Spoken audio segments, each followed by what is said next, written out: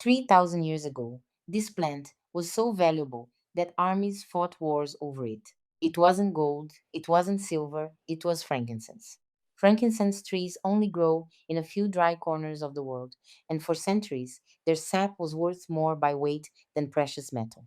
Kings gave it as gifts, priests burned it in temples, and it shows up again and again in the Bible, including as one of the gifts brought to a newborn child in Bethlehem. But here's what nobody talks about: it wasn't just symbolic, it was medicine. Modern researchers have isolated compounds in frankincense resin called boswellic acids, and they found these compounds can calm inflammation in the body, almost like a natural alternative to anti inflammatory drugs.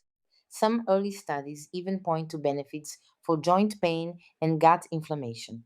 And frankincense wasn't traveling alone. It almost always shows up with its partner, myrrh. Myrrh comes from a thorny tree native to the Arabian Peninsula, and ancient cultures used it to treat wounds and infections.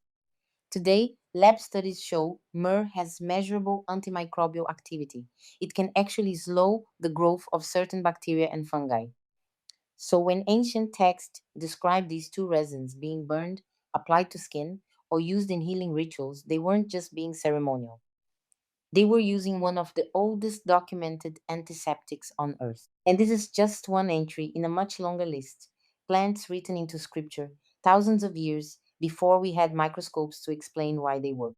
Follow for the rest of this series because the next plant on the list appears over 500 times in the same text, and cardiologists are only just catching up to it.